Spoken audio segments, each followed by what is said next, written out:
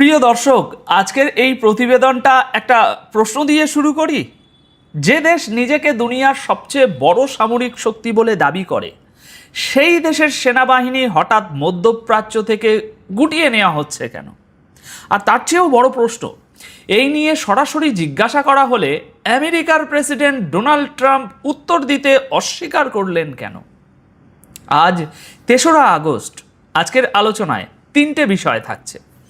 ১, মধ্যপ্রাচ্য থেকে মার্কিন সেনা সরানোর খবর আর ট্রাম্পের রহস্যময় নীরবতা।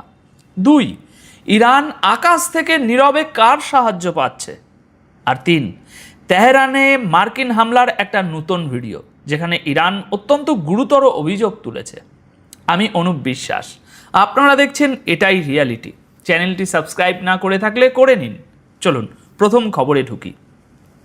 আজ ৩রা আগস্ট প্রকাশিত কয়েকটি প্রতিবেদন অনুযায়ী আমেরিকার বেশ কয়েকটি গুরুত্বপূর্ণ সামরিক ঘাঁটি থেকে সেনা ও সামরিক সরঞ্জাম সরিয়ে নেওয়া হচ্ছে।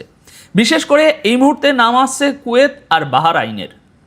একাধিক আরব দেশ থেকেই মার্কিন সেনা ফিরে যাওয়ার খবর একটানা আসছে। সোশ্যাল মিডিয়ায় অনেকে তো সরাসরি বলছেন এটা ফিরে যাওয়া নয়, এটা পালিয়ে যাওয়া। এখন আসুন সবচেয়ে গুরুত্বপূর্ণ জায়গায়। এয়ারফোর্স ওয়ানে সফরের সময় এক সাংবাদিক ডোনাল্ড ট্রাম্পকে আজ সরাসরি জিজ্ঞাসা করেন, আমেরিকা কি সত্যি কুয়েত আর বাহরাইন থেকে নিজেদের সেনা সরিয়ে নিচ্ছে? ট্রাম্প শুধু একটাই কথা বলেন। তিনি বলেন এই বিষয়ে তিনি কোনো মন্তব্য করতে চান না। দেখুন, এখানে একটা বিষয় ভালোভাবে বুঝতে হবে। যদি সেনা সরানোর ঘটনাটি সত্যিই না ঘটতো, তাহলে ট্রাম্প সরাসরি অস্বীকার করে দিতে পারতেন। কিন্তু তিনি হ্যাঁও বললেন না, নাও বললেন না। আর এই নীরবতার কারণেই প্রশ্নটা এখন আরও বড় হয়ে গেছে। আমেরিকা কি সত্যি মধ্যপ্রাচ্যে নিজেদের সামরিক উপস্থিতি কমিয়ে ফেলছে? আরেকটা বিষয় লক্ষ্য করার মতো, খবরটি প্রথম ফ্ল্যাশ হিসাবে সামনে আনে আল জাজিরা, কিন্তু তারপর কয়েক ঘন্টা কেটে গেলেও দুনিয়ার কোনো বড় সংবাদ মাধ্যম ট্রাম্পের এই নীরবতা নিয়ে বিস্তারিত প্রতিবেদন তৈরি করেনি। অথচ বিষয়টি ছোট নয়। মাত্র কয়েকটি লাইনের মধ্যেই এমন অনেক কিছু লুকিয়ে আছে যা সরাসরি লেখা হয়নি, কিন্তু চোখের সামনেই স্পষ্ট। কারণ এই ঘটনাগুলো এমন এক সময়ে ঘটছে যখন ইরান একটানা মার্কিন সামরিক ঘাঁটিগুলোকে ক্ষেপণাস্ত্র আর ড্রোন দিয়ে নিশানা করছে। একাধিক আরব দেশে থাকা মার্কিন ঘাঁটি আগেই হামলার আওতায় চলে এসেছে। তাহলে ব্যাপারটা দাঁড়াচ্ছে এই জায়গায়, আমেরিকা যদি সত্যি নিজেদের ঘাঁটি খালি করতে শুরু করে, তাহলে সেটাকে শুধু পুনর্বিন্যাস বলে ধরে নেওয়া কঠিন। সহজ ভাষায় বললে, সেনা সরানোর অর্থ শুধু জায়গা বদল নয়, সেটা হতে পারে মধ্যপ্রাচ্যে ক্ষমতার ভারসাম্য বদলে যাওয়ার সবচেয়ে বড় লক্ষণ। কিন্তু এখানেই বিষয়টা শেষ হচ্ছে না। আর একটা খবর এর সঙ্গে একটু জুড়ে দিলে ছবিটা আরও অস্বস্তিকর হয়ে ওঠে। আমেরিকা মধ্যপ্রাচ্যের বেশ কয়েকটি দেশে থাকা নিজেদের নাগরিকদেরও বলে দিয়েছে তারা যেন তৎক্ষণাৎ বেরিয়ে আসার জন্য প্রস্তুত থাকেন। এই নিয়ে অ্যাডভাইজারি জারি হয়ে গেছে, আপনারা জানেন। অর্থাৎ একদিকে নাগরিকদের সতর্ক করা হচ্ছে, অন্যদিকে ধীরে ধীরে সেনা সরানো হচ্ছে। এই দুটো ঘটনা যদি পাশাপাশি রাখেন, তাহলে মনে হয় কিছু একটা ঘটছে, যার আঁচ পাওয়া যাচ্ছে কিন্তু পরিষ্কার দেখা যাচ্ছে না। এবার একটা প্রশ্নের কথা বলি, যেটা তুলেছেন সাধারণ দর্শকরাই। আজকের একটি ভিডিওর কমেন্ট বক্সে অনেকেই আপনারা এই প্রশ্নটা করেছিলেন। ওই ভিডিওতে আমি আপনাদের জানিয়েছিলাম কুয়েতের পর এবার ইরাক থেকেও মার্কিন সেনা সরে যাচ্ছে এবং আগামী মাসে অর্থাৎ সেপ্টেম্বরের মধ্যে ইরাক থেকে একজন করে সব মার্কিন সেনাকে বার করে আনার পরিকল্পনা শুরু হয়ে গেছে। তারপরেই অনেক দর্শক আপনারা সন্দেহ প্রকাশ করেন। আপনাদের প্রশ্ন ছিল, এমনটা নয় তো যে আমেরিকা আগে নিজের সেনা আর নাগরিকদের নিরাপদ জায়গায় সরিয়ে নিচ্ছে আর তারপর ইরানের উপর এমন কোনো ভয়াবহ হামলা চালাবে যার প্রভাব সীমান্ত পেরিয়েও ছড়িয়ে পড়বে? যুক্তিটা আপনারা দিয়েছেন এইভাবে যে ইরানের একেবারে পাশের দেশ, বড় কোনো যুদ্ধ বাঁধলে ইরানের উপরে চালানো ভয়ানক হামলার আঁচ সবচেয়ে আগে ইরাকেই পৌঁছাবে। তবে এখানে আমাকে একটা কথা পরিষ্কার করে বলতেই হবে। দেখুন, এটা কোনো নিশ্চিত তথ্য নয়, এটা আপনাদের প্রশ্ন, একটা সম্ভাব্য পরিস্থিতির কল্পনা মাত্র। এর কোনো নিশ্চয়তা নেই। কোনো সরকারি সমর্থনও নেই। আমি বিষয়টি আপনাদের সামনে রাখছি কারণ প্রশ্নটি অনেকের মনেই এসেছে, কিন্তু একে সত্যি বলে ধরে নেওয়া এখনই ঠিক হবে না। তবে একটা বিষয় নিশ্চিত, ডোনাল্ড ট্রাম্প এখনো পর্যন্ত এটাই বলতে রাজি হননি যে মধ্যপ্রাচ্য থেকে মার্কিন সেনা ঠিক কী কারণে সরানো হচ্ছে। আর সেই কারণেই প্রশ্নগুলো নিজের জায়গায় দাঁড়িয়ে আছে। পরিস্থিতি যথেষ্ট গুরুতর। আলোচনা আর চুক্তির নামে যে চেষ্টাগুলো চলছে সেগুলো শেষ পর্যন্ত আবার শুধু নাটক হয়ে থেকে যাবে না তো? কথাটা আমি আজ 3রা আগস্ট সন্ধ্যায় বলে রাখছি, কাল কি হবে সেটা এখনই বলা মুশকিল। এবার আসি দ্বিতীয় বড় খবরে। এই খবরটি বুঝলে যুদ্ধের ছবিটাই বদলে যেতে পারে। ইরান এই যুদ্ধে আমেরিকাকে যে পরিমাণ ক্ষতি করতে পেরেছে তার পেছনে শুধু ইরান নয়, রাশিয়ার নীরব সাহায্যও থাকতে পারে।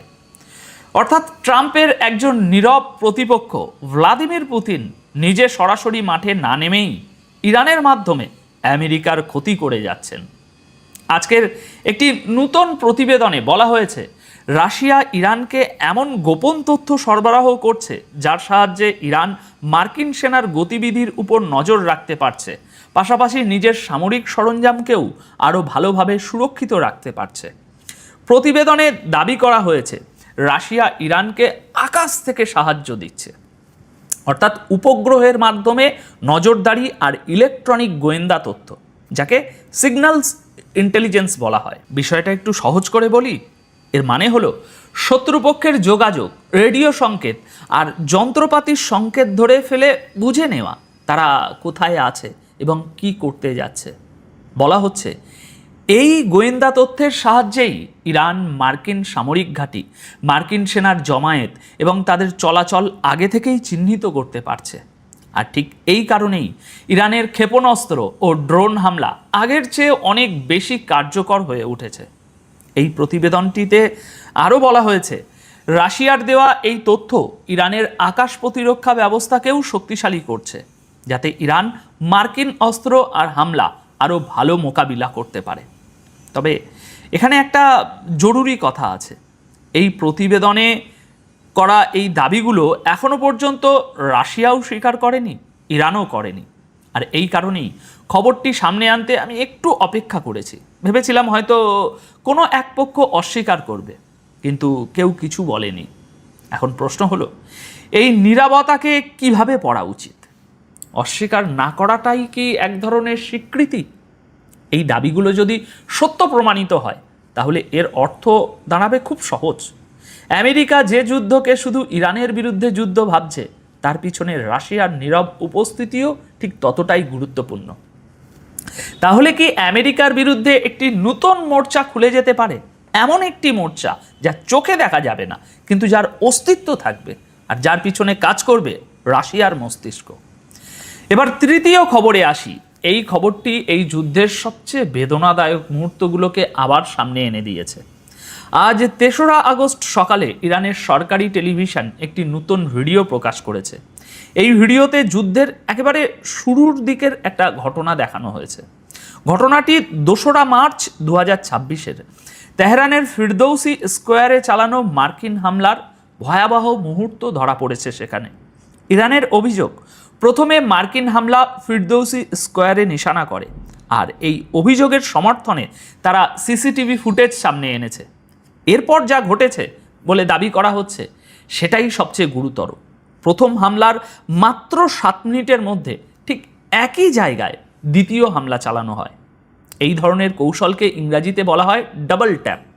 অর্থাৎ প্রথম হামলার পর যখন উদ্ধারকারীরা ঘটনাস্থলে পৌঁছান ঠিক তখনই একই জায়গায় দ্বিতীয়বার আঘাত করা। ইরানের দাবি অনুযায়ী দ্বিতীয় হামলার সময় সেখানে উদ্ধারকারী দল, চিকিৎসা কর্মী এবং সাধারণ মানুষ আহতদের বের করে আনার কাজে ব্যস্ত ছিলেন। ইরান বলছে এই দ্বিতীয় হামলায় কয়েক ডজন ইরানি নাগরিক নিহত হন এবং বিপুল সংখ্যক মানুষ আহত হন। তাহলে এর অর্থ কী সেটা এবার একটু সহজভাবে বোঝা যাক। ইরানের বক্তব্য অনুযায়ী দ্বিতীয় হামলাটি এমন সময়ে চালানো হয়েছিল যখন সেখানে কোনো সামরিক তৎপরতা নয়, বরং উদ্ধার কাজ চলছিল। সেই কারণেই ইরান বলছে আমেরিকা জেনে বুঝে সাধারণ ইরানি নাগরিকদের হত্যা করেছে। তবে এখানে ভারসাম্য বজায় রাখা দরকার। এই ভিডিও কিংবা ইরানের এই অভিযোগ নিয়ে আমেরিকার তরফ থেকে এখনও পর্যন্ত কোনো সরকারি বক্তব্য আসেনি। অর্থাৎ এটি এই মুহূর্তে ইরানের অভিযোগ এবং ইরানের প্রকাশ করা ফুটেজ। আমেরিকার পক্ষ থেকে এর সমর্থন বা খণ্ডন কোনোটাই আসেনি। তবু এই ভিডিও একটি পুরনো প্রশ্নকে আবারও জীবিত করে তুলেছে। এই যুদ্ধে আসল নিশানা আসলে কে ছিল, আর সবচেয়ে বড় মূল্য চোকালো কারা? এবার সব মিলিয়ে ছবিটা এক জায়গায় রাখছি যাতে সম্পূর্ণ ছবিটা আরও পরিষ্কার হয় আপনাদের চোখে। একদিকে আমেরিকা মধ্যপ্রাচ্য থেকে সেনা সরাচ্ছে বলে খবর আসছে, নাগরিকদের প্রস্তুত থাকতে বলা হচ্ছে, আর প্রেসিডেন্ট মুখ খুলতে রাজি নন। অন্যদিকে দাবি উঠছে ইরান একা লড়ছে না, তার পেছনে রাশিয়ার নীরব গোয়েন্দা সহায়তা রয়েছে। এখন সামনে তাহলে কি হতে পারে? পরিস্থিতি এভাবে চলতে থাকলে মোটামুটি দুটো সম্ভাবনা তৈরি হচ্ছে। প্রথম সম্ভাবনা, আমেরিকা সত্যিই মধ্যপ্রাচ্যে নিজেদের সামরিক উপস্থিতি কমিয়ে আনছে। সেক্ষেত্রে এই অঞ্চলে ক্ষমতার ভারসাম্য বদলে যাওয়ার একটা বড় ইঙ্গিত মিলবে। দ্বিতীয় সম্ভাবনা, সেনা আর নাগরিক সরানোর পিছনে অন্য কোনো হিসাব কাজ করছে।